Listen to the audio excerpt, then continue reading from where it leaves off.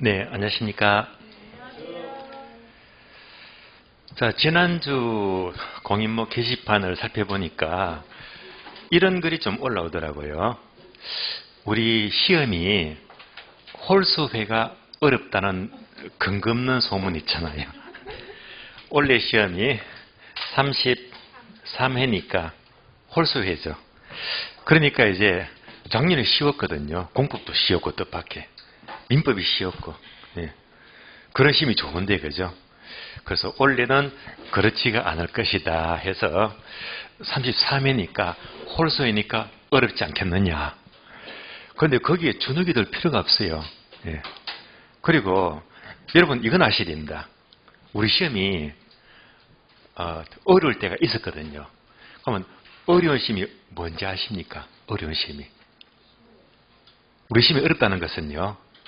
딱 3번 있었거든. 3번. 과거에 7회, 8회, 15회.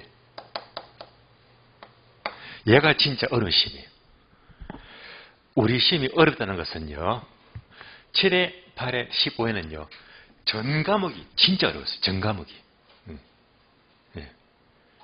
그러니까 이게 어려운 시험이지. 그렇지 않고는 어렵다고 주눅 들지 마세요. 그러니까 1차 과목은 민법하고 학교론이잖아요. 그럼 여지껏 15회 이후부터는 어려운 적이 없었거든요. 그래서 우리 시험은 1차는 항상 민법, 개론 중에 한 과목은 어렵게 나오고 한 과목은 쉽게 나와요. 그걸 갖고 어렵다고 보시면 안 돼요. 공법 같으면요.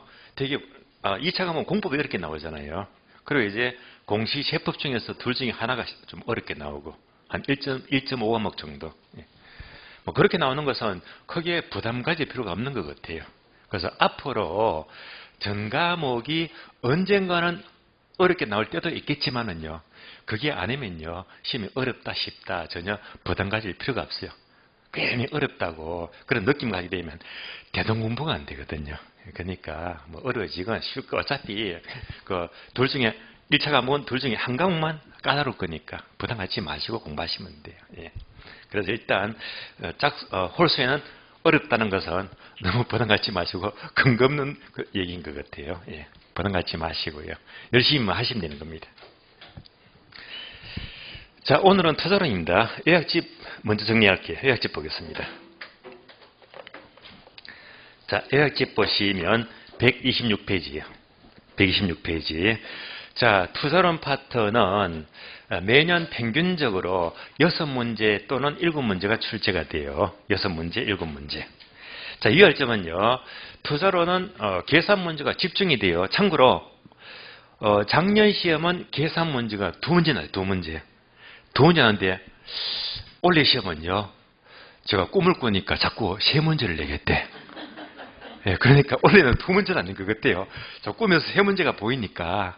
그래서 올해는 이제 한 3문제점을 예상하시면 괜찮을 거예요. 제가 원래 잘 찍어주거든요. 예.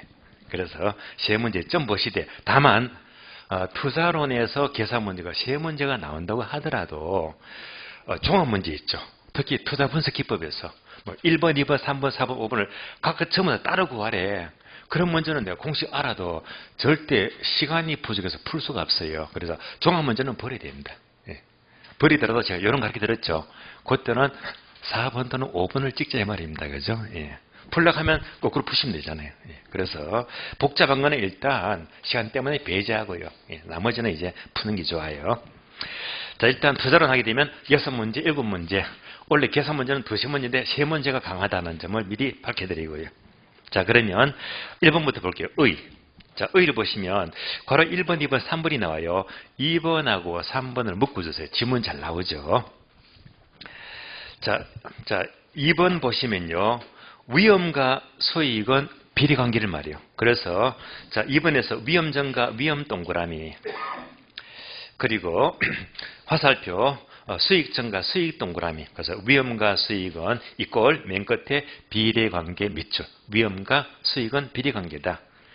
3번도 잘 나옵니다. 자, 위험 동그라미. 화살표.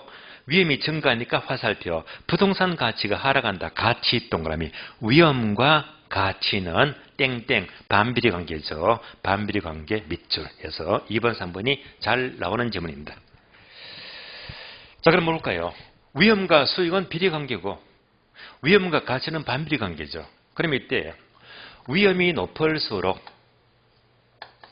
당연히 부동산 가치는 하락한다.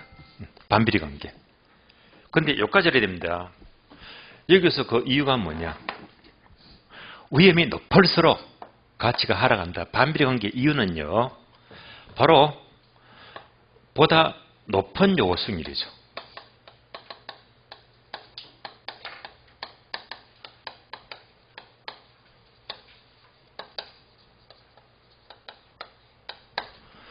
자, 위험이 높을수록 그만큼 요구하는 수익도 높아지잖아요. 따라서 자, 이럴 때 가치가 하락하는 것은 자, 높은 요구수로 나눠가기 때문에 가치가 작아지는 거예요. 그래서 우리 시험은요, 높은 싹 지으면서 낮은 요구수를 틀린 말입니다. 그래서 이제 여기까지도 이해를 하셔야 됩니다. 네모 2번 보시면 투자론이 나와요. 괄호 1번 투자의 위험. 자, 오른쪽 페이지 보시면 위험 종류 5가지 암기되었죠. 숫자 보니까 사금, 법인유, 사금, 법인유 5가지다. 자, 이 5가지 중에서 특히 지문 잘 나오는 거 체크할게요. 2번 동그라미 금융적 위험입니다. 4번 동그라미 인플레 위험입니다. 5번 동그라미 유동성 위험입니다. 해서 2번, 4번, 5번이 상대적으로 출제가 잘 되고 있습니다. 전부터 볼까요? 사금 법인유 중에서 첫 번째 사업상 위험은 사업에 따른 위험이죠. 자, 종류가 3가지가 시운위라고 안겼죠. 시운이 3가지인데 그러면 시장 위험은 예상 수익이 감소가 된다. 그럼 여기다가 화살표 하나만 적으면 되겠네요. 시장 상황 적어주고 시장 상황. 요즘 시장이 정말 안 좋죠. 금리가 올라가요. 우크라이나 전쟁이 터졌지. 코로나 사태가 또 계속 지연되고 있지. 이리저리 시장이 안 좋아요. 다음에 운영 위험은요. 단어 모두 밑줄하세요. 근로자의 파업이다. 인건비가 상승하더라. 영업 경비가 변동하더라. 이것이 바로 운영상 위험이 되고요. 자, 위치적 위험은 한마디로 말하면 입지 선정을 실패했죠. 이것을 가락합니다. 이상 3가지가 시운위가 되고 사업상 위험에 들어가는 거예요. 금융적 위험은 또 다른 말로는 재무적 위험이다라고도 표현합니다. 재무적 위험. 그러면 금융적 위험은 은행에서 빌렸는데 원리금을 갚지 못하는 사태를 말하죠. 그래서 밑줄입니다. 채무 불이행 위험 밑줄. 자, 화살표 하나만 적어줄래요? 부외 지렛대. 자, 부외 지렛대로 인해서 원리금을 갚을 수가 없는 것이 금융적 위험이 됩니다. 다음에 3번 법적 위험은요. 문장을 밑줄 하세요. 정부의 정책 화살표 시장 이질 변화 밑줄. 그래서 정책적으로 자, 금리를 변화시킨다. 법적 위험입니다. 자, 인플레 위험은요. 첫 줄 모두 밑줄 하세요. 물가가 상승하죠. 그것만큼 화살표 화폐 가치가 하락하더라. 얘가 바로 인플레이션이 되겠고요. 따라서 이러한 인플레 위험을 피하기 위해서 동그라미 1번과 2번이 있죠. 1번을 모두 밑줄 하세요. 자, 은행은 인플레 위험을 피하기 위해서 변동금리를 선호합니다. 그래서 화폐 가치 하락 위험을 차입자에게 전가하기 위해서 바로 변동금리를 조하게 됩니다. 5번요.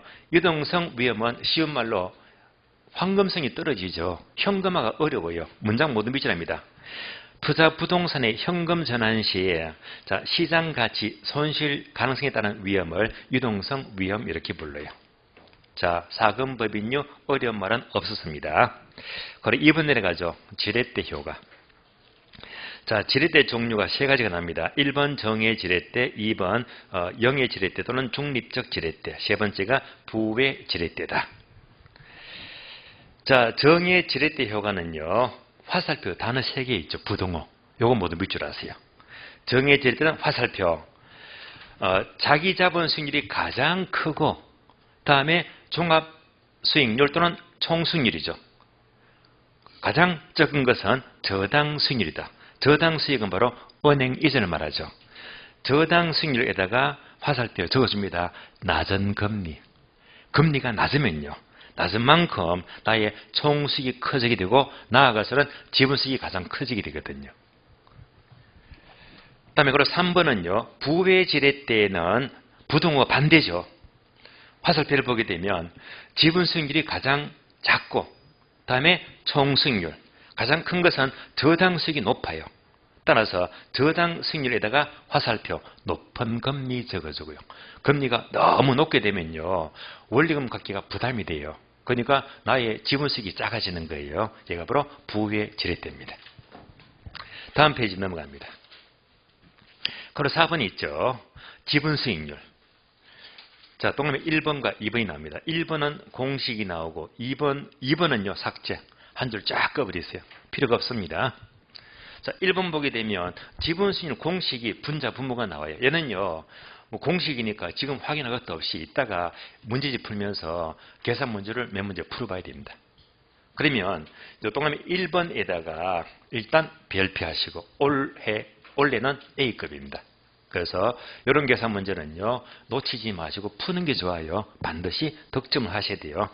자, 그리고 지분수익률은 그동안 계산 문제가 7번 나왔어요. A급입니다. 중요합니다. 이따가 문제집 통해서 확인하겠습니다. 그리고 3번 내려가요. 투자의 수익입니다. 자, 수익하게 되면 수익률 종류가 3가지가 나와요. 그리고 2번 보게 되면 기대 수익률, 그리고 3번 요구 수익률, 오른쪽 페이지 괄호 4번 실현 수익률, 기대 수익, 요구 수익, 실현 수익 3가지입니다. 2번과 3번을 묶어주세요. 기대 수익과 요구 수익 묶어주고 여기다가 별표 1개 중요합니다.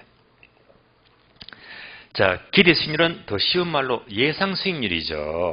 그래서 기대 수익률 하게 되면 동그라미 1번과 2번이 나와요. 자, 2번 앞에다가 별표하시고요. 기대 수익률도 역시 계산 문제가 중요합니다. 그리고 모두 미션합니다. 다 하시는 거죠. 기대 수익률은 확률 곱하기 수익률이죠. 이것을 가중평균의 합으로 구하잖아요. 자, 그러면 앞에서 지분 수익률 별표했죠.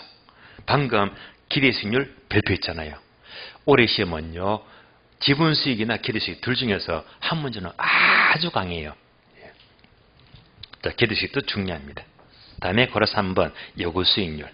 자, 박스 볼까요? 박스 보시면 흐름 다 아시죠? 요구 수익률 이꼴 무위험률 플러스 위험할증률 플러스 예상 인플레율이다. 이때 첫 번째 요구 수익률 보게 되면 최소한의 목표 수익률이죠. 그래서 최소 동그라미. 위험을 감안했을 때 얻고자 하는 최소 수익률이지 최대 하면 틀린 말입니다. 최소 수익률입니다. 이를 다른 말로 이제 위험 조정률 또는 위험 조정 할인율 이렇게도 불러요. 자, 이걸 첫 번째 무위험률은 순수한 시간에 대해까죠. 플러스 위험 할증률. 이때 위험은요. 자, 위에 단어 보니까 체계적 위험이죠. 체계적 동그라미. 따라서 위험 할증률에서 위험은요. 피할 수 없는 체계적 위험을 가리킵니다. 그리고 플러스 예상 인플레가 포함되면 피셔 효과라고 불렀잖아요. 여기까지 내용을 확인하시고요. 자, 다음에 오른쪽 페이지 괄호 4번요. 실현 수익률입니다. 실현 수익은 투자한 결과죠. 그래서 큰 의미가 없죠. 투자의 기준은 될 수가 없다. 괄호 5번 보시면요. 기대 수익과 요구 수익 관계를 본다면 표가 나와요. 자, 항목 3개죠. 첫 번째, 두 번째 묶어주고 기대 수익이 요구보다 크거나 두 번째 같을 때 투자를 결정하더라. 내용은 여러분들이 잘 아시는 내용이죠. 바로 다음 페이지 넘어갑니다. 다음 페이지 보시면 그리고 3번입니다. 위험과 수익의 관계. 먼저 1번 위험의 태도가 나와요. 동그라미 1번 위험 혐오형 또는 위험 회피형, 2번 위험 선호형, 3번 위험 중립형이다. 다 필요 없고요. 자, 1번만 밑줄입니다. 위험 혐오형 또는 회피형 밑줄. 이가 가장 합리적인 투자자의 행동을 가리킵니다. 그래서 항상 합리적인 투자는 위험 회피형을 전제라고 했습니다. 그래서 위험 혐오형이 뭐냐? 이것은 기억번 지문이 잘 나오죠. 이는 위험을 전혀 감수하려 하지 않겠다는 것이 아니라 동일한 수익이라면 위험이 작은 쪽을 선택하는 것이 바로 위험 회피형 또는 위험 혐오형이 되는 거예요. 의미만 파악하시고. 다음에 오른쪽 페이지, 그리고 4번 볼까요? 위험과 가치의 균형. 위험과 가치는 우리가 좀 전에 확인했죠. 화살표 무슨 관계? 반비례. 위험이 높을수록 반대로 가치는 작아진다고 했죠. 자, 그러면 이제 동남이 1번 투자 가치와 시장 가치가 나오는데 설명이 많습니다. 이런 많은 설명이 안 나와요. 그러면 동남이 2번 내려가서 2번 한 줄만 밑줄입니다. 투자 가치가 크고 시장 가치가 작을 때 화살표 투자를 채택합니다. 따라서 투자 가치가 클 때 투자를 결정하는 거예요. 투자 가치가 크다는 것은 아래 내려가서 투자 가치가 크다는 것은 기대 수익이 요수보다 크다는 것과 같은 말을 의미하고요. 순영가는 0보다 크다. 수익성 지수는 1보다 크다. 내부 수익은 요수보다 큰 경우를 가리킵니다. 같은 의미라고 보시면 돼요.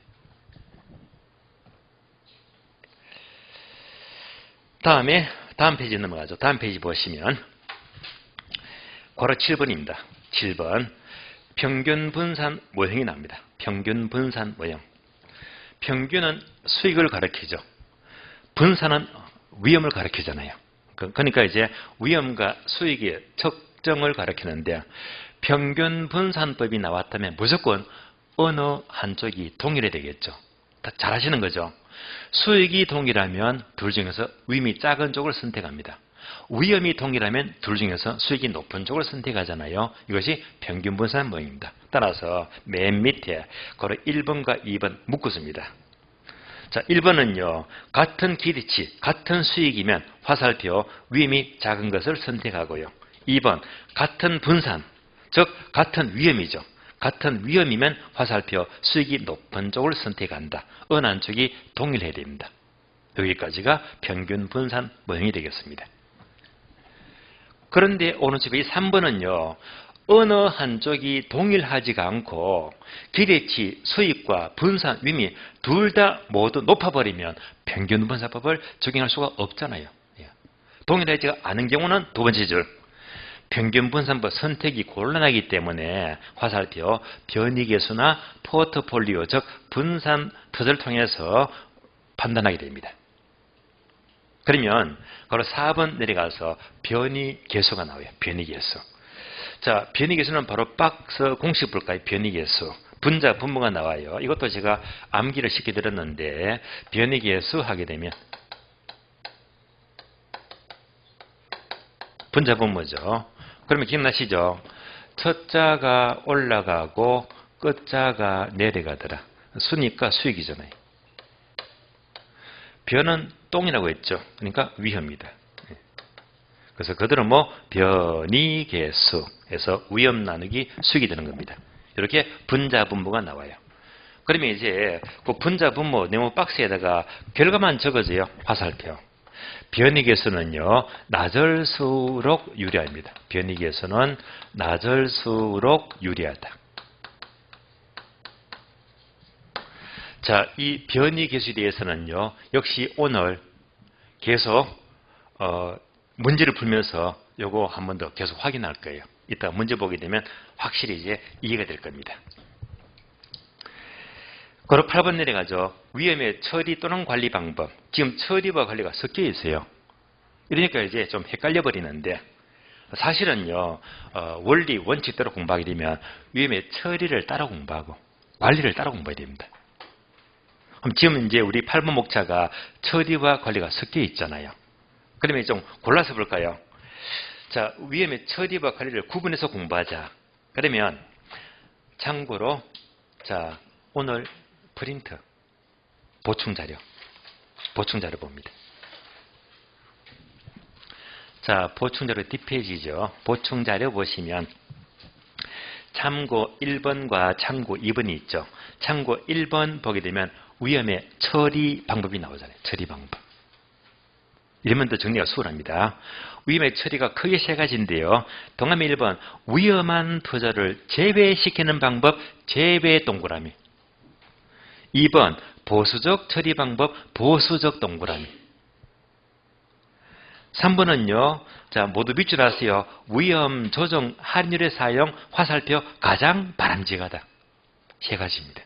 하나씩 볼게요. 1번, 위험한 투자를 제외시킨다. 제목 그대로 위험하면 무조건 제외시킨대요. 그러면 예를 들어 볼까요? 주식은 위험합니까? 안전합니까? 위험하죠. 그러면 평생 제외하는 거예요. 평생 안 하는 거예요. 부동산은 위험합니까? 안전합니까? 위험할 수 있잖아요. 위험하면 무조건 평생 안 하는 거야. 그럼 이 사람은요, 위험을 제외시키면 주식도 평생 안 해. 부동산도 평생 안 해. 뭐만 하죠? 은행에 예금만 해야 되겠지. 이 말은 무슨 말이죠? 위험한 투자를 제외시켜버리면 평생 안전한 곳에만 투자하는 것으로 봐야 됩니다. 다른 말로 무위험률에만 투자하는 거거든요. 이거는 바람직하지가 않습니다. 따라서 위험한 투자를 제외시킨다. 별로 좋은 거 아니에요. 2번, 보수적 처리는요, 투자 수익을 가능한 낮게 예측한다. 낮게 동그라미. 수익을 낮게 잡아요. 보수적으로. 이것도 바람직하지가 않아요. 너무 낮게 잡으니까. 그래서 가장 바람직한 것은 3번이죠. 위험 조정 할인율을 사용한다. 위험 조정 할인율에다가 화살표 적어줄래요? 화살표 요구 수익률. 얘가 바로 요구 수익률입니다. 요구 수익은 잘 아시잖아요. 위험이 높을수록 요구하는 수익도 높아진다고 했잖아요. 그러니까 얘가 가장 바람직하죠. 그래서 자, 설명을 보게 되면 장래 기대된 소득을 현재 가치로 환원시킬 때 밑줄입니다. 위험한 투자일수록 높은 요구 수익률, 즉 높은 할인율을 적용 밑줄. 높은 동그라미. 요 지분이 잘 나와요.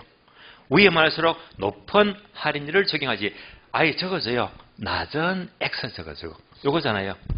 높은 할인율 적용하지. 낮은 하면 틀린 말입니다. 그래서 가장 바람직한 것은 위험이 높을수록 높은 할인율을 적용한다. 위험 조정 할인율이 가장 바람직합니다. 이상 세 가지가 바로 위험의 처리 방법이에요. 자, 여기까지 보충 자료 보았고요. 다시 요약집 봅니다. 자, 이제 요약집 보게 되면 8번 위험의 처리 관리 방법이 섞여 있잖아요. 그럼 추가적으로 이제 앞에서 위험 처리 방법을 세 가지 봤으니까 여기서는요, 요약집을 보게 되면, 자, 바로 1번, 2번, 3번, 4번이 있죠. 2번만 동그라미, 위험의 전가. 얘도요, 17회 시험으로 기억납니다. 이때 한 문제가 나왔거든요. 위험 전가가 뭐냐? 자, 우리가 보통 전가시킨다가 제3자에게 전가시킨다, 떠넘기는 것을 말해요. 떠넘긴다. 그러니까 위험을 다른 사람에게 떠넘기는 것을 말하는데, 그러면, 자, 예를 들면요, 밑줄입니다. 대출자의 변동이자 밑줄. 대출자는요, 인플레 위험을 차입자에게 떠넘기기 위해서 변동이자를 선호하거든요. 그러면 이거 하나만 볼 게 아니고 별도로 적어줍니다. 여백에다가 이렇게 적어져요. 추가적으로. 자, 보험가입 적어져요. 보험가입. 보험에 가입하는 것도 위험의 전가입니다. 위험을 떠넘기는 거거든요. 자, 보험하게 되면 뭘 말하죠? 어떤 사람이 화재보험에 가입합니다. 화재보험에 가입했어요. 보험 가입했는데 불이 났어요. 불이 났으면 내가 책임집니까? 보험회사가 책임집니까? 보험회사가 전부 다 배상하잖아요. 그러니까 보험에 가입하니까 보험회사의 모든 책임을 전가시키잖아요. 이것도 위험의 전가가 돼요. 한 개 더 적어줍니다. 임대차 계약 적어주고요.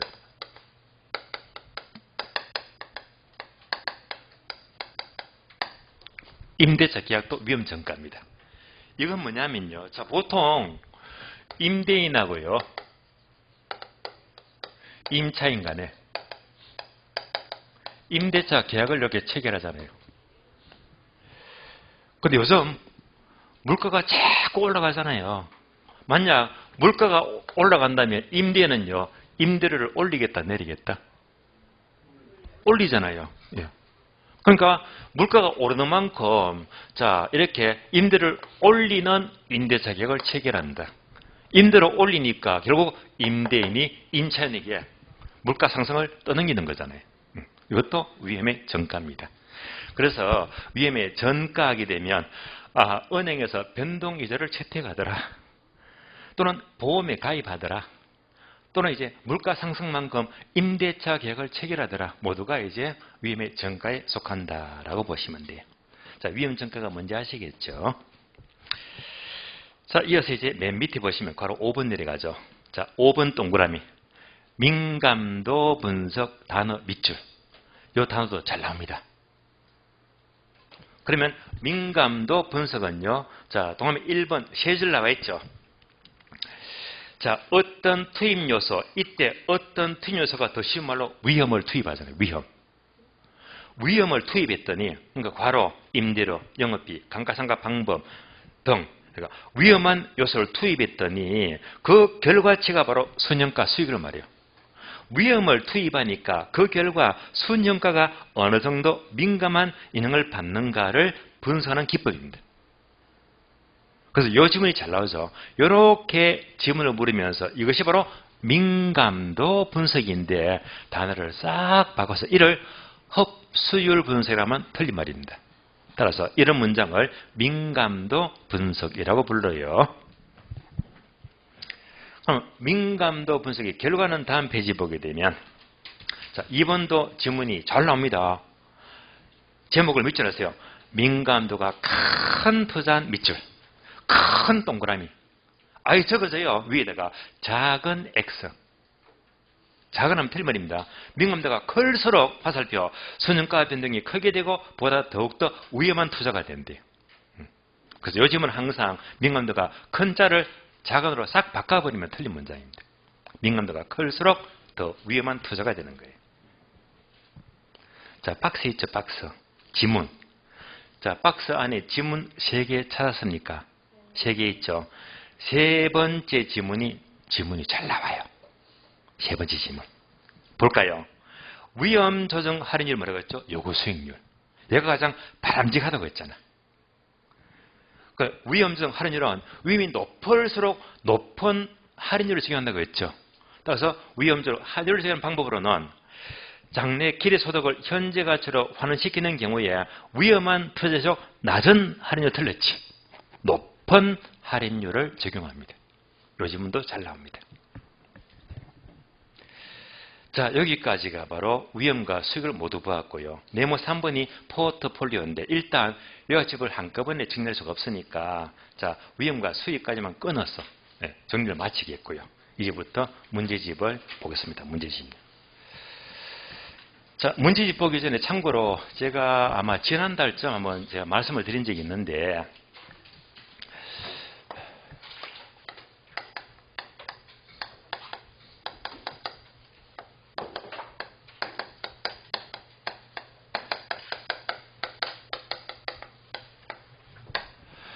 제가 며칠 전에 사날 됐을 거예요.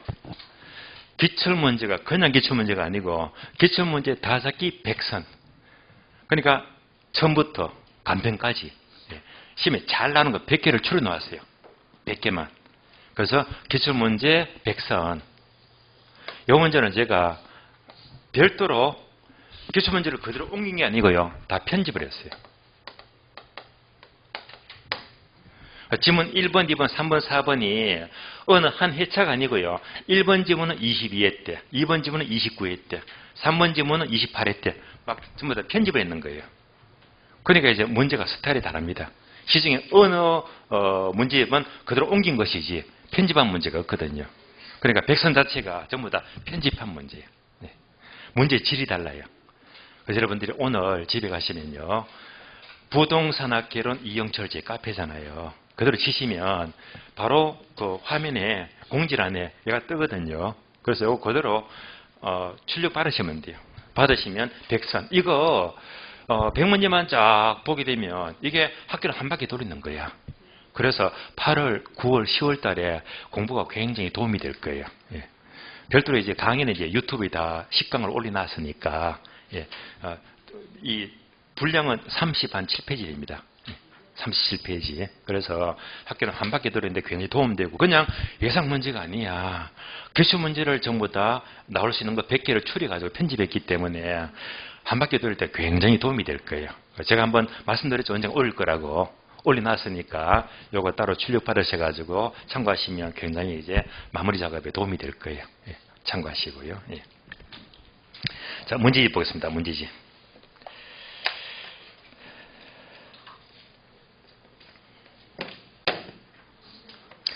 자, 문제집 보게 되면 투자론이 100페이지죠. 100페이지. 자, 그러면 오늘 문제집 보시면서 대표 문제 체크합니다. 오른쪽 페이지 보시면요. 2번 동그라미. 2번 다음 페이지. 자, 이제 X입니다. 3번 문제는 X 쳐다보지도 마세요. 이런 문제 안 나와요. 버리시고. 자, 동그라미입니다. 4번 동그라미. 5번, 6번 동그라미. 다음 페이지. 7번, 9번. 자, 이제 문제는요. X 하세요. 11번 X. 보지 마세요. 공부하는데 의미가 없습니다. 시험에 안 나와요. 다음 페이지. 자, 동그라미입니다. 13번 동그라미, 14번, 15번, 17번. 다음 페이지. 19번, 20번. 다음 페이지. 24번, 25번. 다음 페이지. 26, 27, 28, 29, 30번 모두 동그라미. 다음 페이지. 32번, 34번. 여기까지입니다. 그러면 처음부터 볼게요. 자, 먼저 문제 2번부터 봅니다. 101페이지예요. 지렛대 효과입니다. 지렛대 효과. 투자의 레버리지 효과에 대한 설명으로 틀린 것은 1번 레버리지 효과란 차익금, 타인 자본을 이용할 경우에 부채 비율의 증감이 자기 자본 수익률, 즉 지분 수익률에 미치는 효과를 가리킨다. 맞습니다. 차입을 동반하여 투자가 이룰 때 발생한다. 맞는 말입니다. 2번 지분 투자자가 타인 자본, 차익금을 활용할 경우에 레버리지 효과를 얻을 수도 있지만 그만큼 감당할 금융적 위험도 커진다. 즉 원리금을 갚을 수도 없는 상황이 발생하죠. 맞는 말입니다. 다음 페이지. 자, 3번요. 정의 레버리지는 자, 기억납니까? 높은 이자다, 낮은 이자다. 정의 지렛대. 낮은 이자. 이자 낮으니까 내가 먹거리가 많잖아요. 이럴 때는 대출의 만기가 길면 좋겠지. 짧다 틀렸죠. 부의 레버리지는 어떤 이자? 높은 이자. 이때는요. 대출 만기가 긴 게 아니라 짧아야 되겠지. 서로 바뀌었잖아요. X. 정답 3번 틀렸고요. 자, 4번요. 4번 지문도 우리 시험은 비슷하게 출제가 된 적이 있죠. 항상 이것만큼은 떠올리자. 자, 우리가 이 정의 지렛대 하게 되면 정의 지렛대. 아까 예약집에서 밑줄 그었잖아요. 단어 3개. 지분 수익률.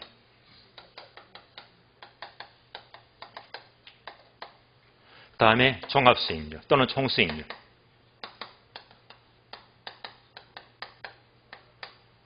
다음에 저당 수익률.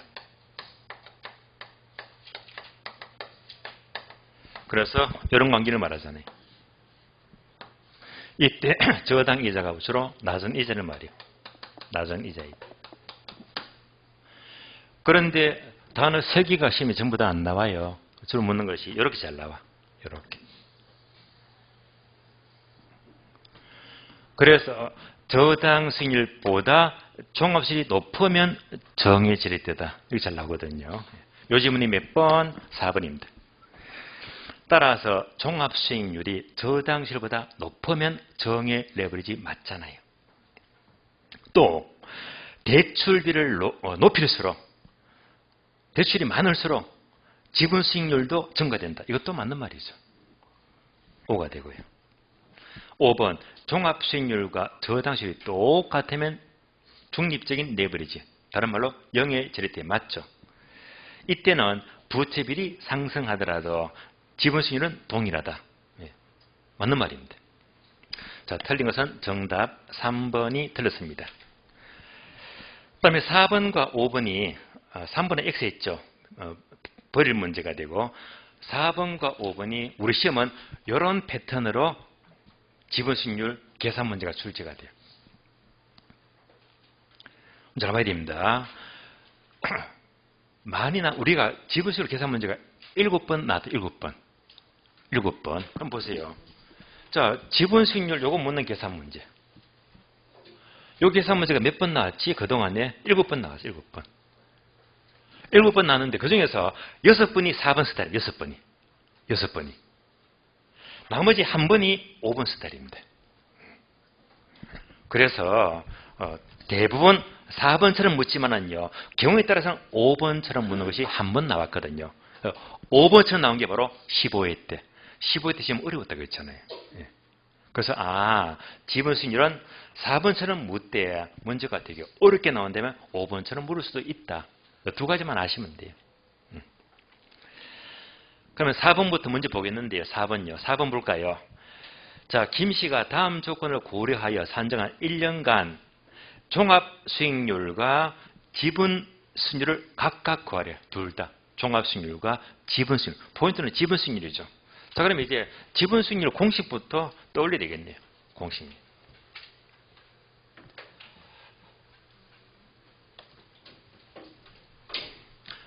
자, 공식 아시죠? 지분 수익률. 분모가 지분 투자기고요.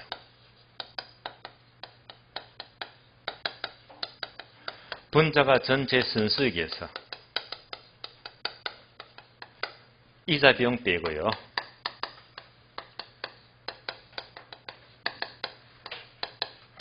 플러스 가격 상승입니다.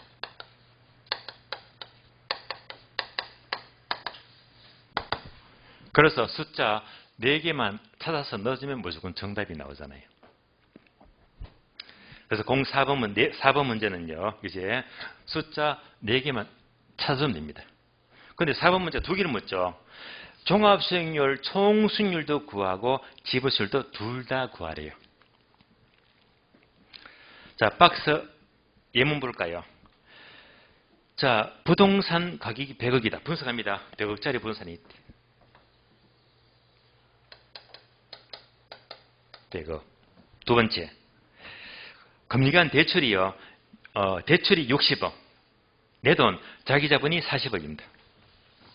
분석합니다. 내 돈이 다른 말로 지분이죠. 지분이 얼마? 40억. 은행에 저당. 얘가 나머지 60억이죠. 맞습니까? 예. 자, 세 번째. 대출 조건은요, 대출 이자가 연 9%다. 그럼 여기다가 연 9% 곱해주면 되죠. 곱하기 9%. 69, 54, 5억 4천입니다. 5.4, 5억 4천. 이자가 5억 4천 나옵니다. 네 번째. 자, 1년간 순영어 소득이 10억이다. 1년간 순영어 소득. 얼마죠? 10억이죠. 다음에 1년간 가격 상승이 5%입니다.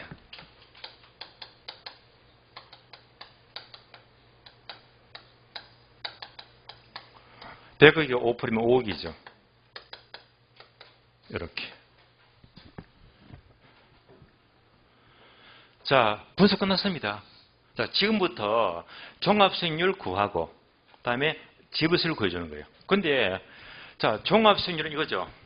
모든 종합수익률은 특히 소득이득과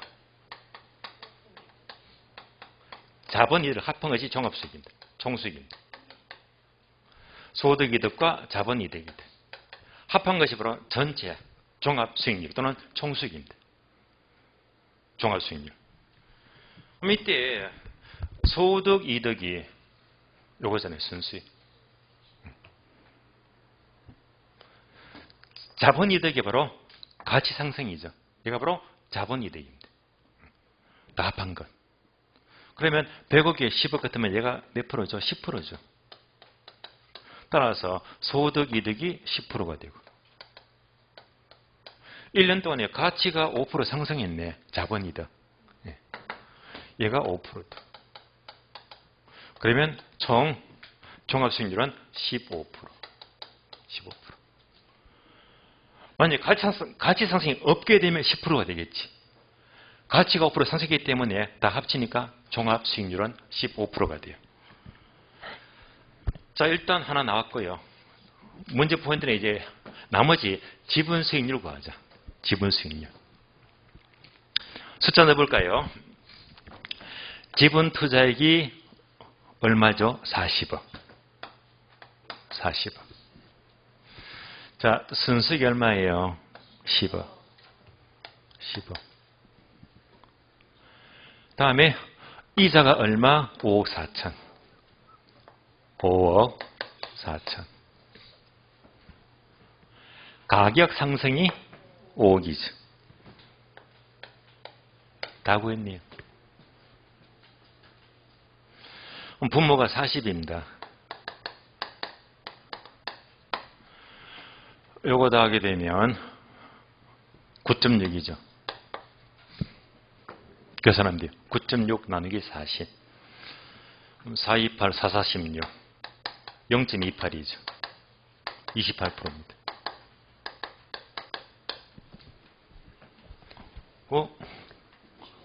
24죠, 그죠? 428, 446, 24.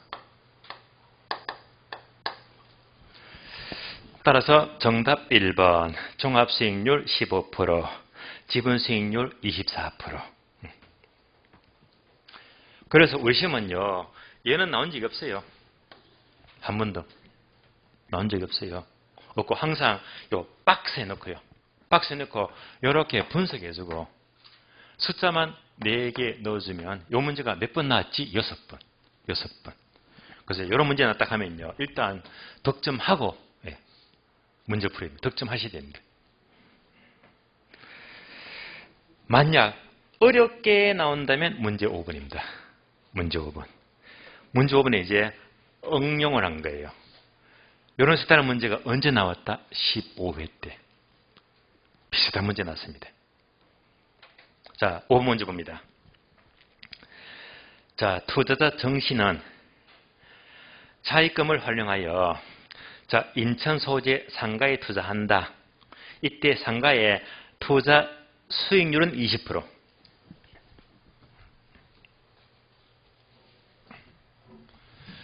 수익률 20%.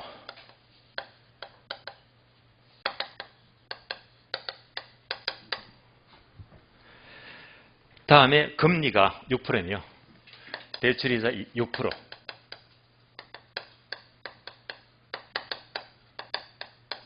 자료 2개 나왔습니다. 이때 정씨가 활용하고 있는 대부 비율이 50%에서 60%로 높아질 때 지분 수익률 변화로 오른 것은? 자, 대출 비율이 50%에서 60% 올라갔잖아요. 그럼 변화가 생기겠죠. 그럼 두 가지네. 첫 번째. 자, 50% 대출 대부 비율. 자, 대부 비율이 50%일 때. 두 번째, 대부 비율이 60%일 때.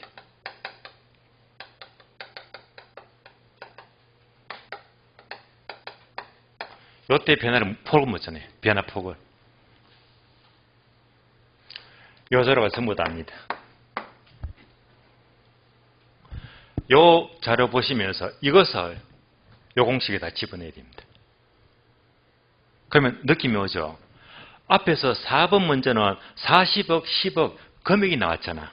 그러면 지금 문제는요. 금액이 나왔습니까? 프로테이지가 나왔습니까? 퍼센트 프로테이지가. 그래서 어려운 거예요. 이런 문제만 딱 나왔다면요. 일단 이렇게 분석하세요. 자, 대출이 50%면 나머지가 내 돈이잖아요. 지분 비율. 지분 비율이 몇 프로입니까? 나머지 50%.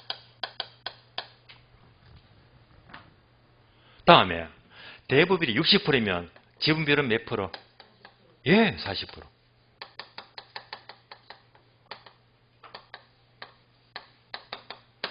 끝. 요거부터 분석이 됩니다. 그럼 다 푼 거예요.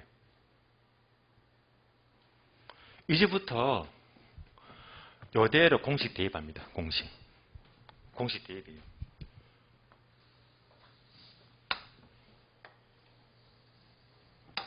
자, 그러면 분모가 지분 투자액인데 지금은 공식이 뭐죠? 전부 다 금액이 아니고 퍼센트니까 지분 투자 비율만 넣어주면 돼요. 지분 비율. 그러면 지분 비율이 얼마입니까? 50%. 50%. 얘는요, 지분 비율 몇 프로? 지분 비율 40%.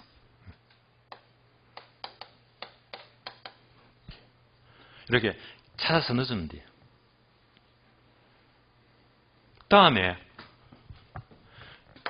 순수익이죠. 수익률. 얘는 20%지. 그래서 20%. 얘도 20%.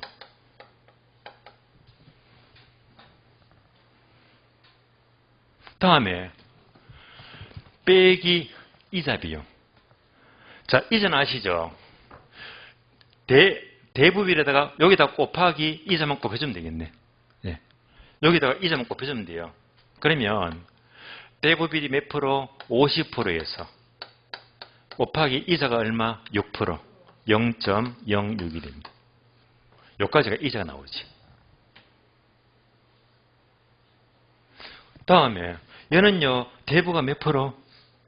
60%. 60%에서 이자가 얼마라고 했지? 6% 곱하기 0.06 이자. 다음에 가격 상승한 자료가 있다 없다? 없잖아요. 없으니까 땡땡 그들은 무시입니다. 다 푼 거예요. 이제부터 이대로 이제 계산만 하면 되거든요. 계산하면 돼요. 자, 이렇게 계산하면요. 자, 앞에 것은 얘가 34%가 나와요. 34%. 다음에 2번 얘를 계산하면요. 41%가 나와요.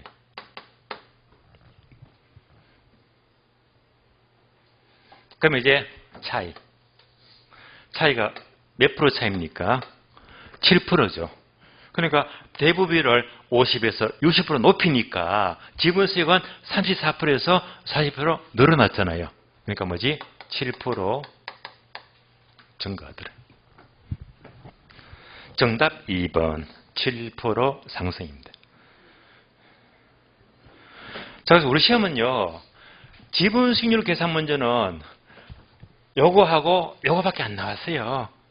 총 7번 나왔는데 6번이 이렇게 FM대로 나왔고 한 번은 진짜 어렵게 나온 데가 15회 때 숫자만 4 바꿨어요. 그러니까 자 왼쪽이 중요해요? 오른쪽이 중요해요? 왼쪽이 많이 나. 6번 나왔잖아. 그래서 이제 이런 틀에서 이런 틀이 정형화된 틀이고 아주 문제를 더 어렵게 묻게 되면요. 이렇게 묻더란 말입니다. 그래서 지분 수익률 하게 되면 요거 두 개만 준비하시고 03번 X 있잖아. 이런 데 신경 쓰지 말라 이 말입니다. 두 개밖에 없어요.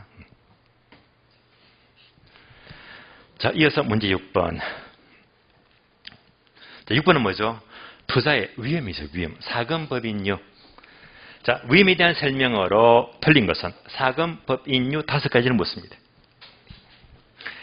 틀린 것은 1번. 일반 경제가 위축이 되면 지금 현실이죠. 부동산 수요가 줄어들면서 사무실 건물과 같은 공실이 증가하고 인도가 떨어지더라. 얘가 다시 말하면요. 시장 상황이죠. 다른 말로 사업상 위험이네요. 이처럼 시장 상황부터 야기되는 위험은 시장 위험으로 간다. 맞네요. 옵니다. 2번요. 운영상 위험이란 사무실 관리, 근로자 파업, 영업기밀 변동으로 인해서 야기되는 수익성의 불확실성을 지칭하는 개념입니다. 맞네요. 맞습니다. 3번요. 위치의 고정성 때문에 사업상 안게 되는 위험은 위치적 위험이다. 다른 말로 입지 선정의 실패를 말하죠. 자, 이런 위치적 위험은 모든 사업의 공통되는 위험이긴 하지만 부서는 특히 그 정도가 심하다. 맞는 말이네요. O입니다. 4번요. 부채비율이 높을수록 지분 수익은 커질 수가 있겠지만 부담할 비용도 그만큼 커진다. 맞네요. 이처럼 부채가 많으면 원금과 이자에 대한 채무 불이행 가능성이 높아지면서 파산 위험도 커지는데 이를 금융적 위험이라고 한다. 맞는 말이죠. O입니다. 4번. 정부의 화폐 정책은 시장 이자를 변화시킨다. 세 번째 줄, 이 같은 위험은 이자율 위험이 아니고 법적 위험이죠. 최근에 정부가 계속 금리 올리고 있잖아요. 이거 바로 법적 위험입니다. 그래서 정책적으로 이자를 변화시키는 것은 이자율 위험이 아니고 법적 위험이죠. 틀린 답은 5번이 틀렸습니다.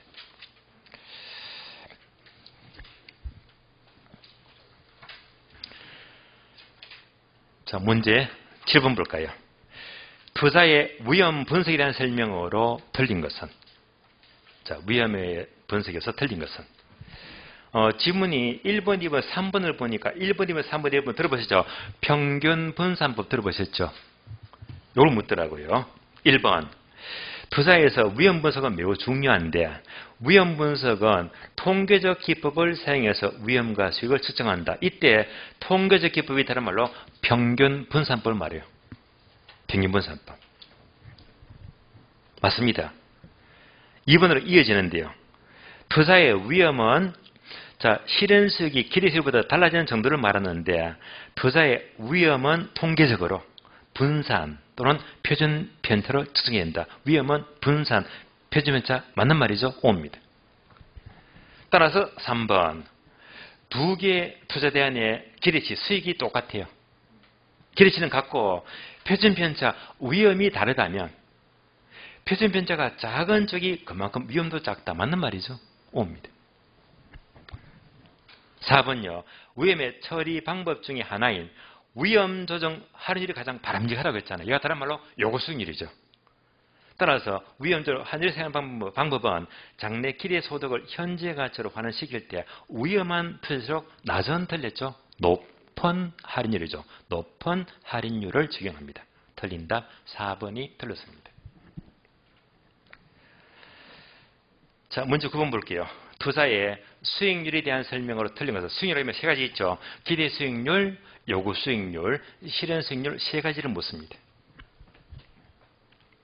1번. 기대 수익률은 다른 말로 예상 수익률이죠. 따라서 투자 부동산의 예상 수익과 예상 지출로서 계산된 수익률이다. 맞습니다.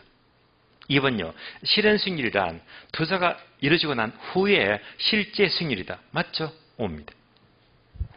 3번요. 요구 수익률은 위험을 감안했죠. 위험을 감안했을 때 투자자에게 충족이 돼야 할 최소한의 수익률이다. 맞습니다.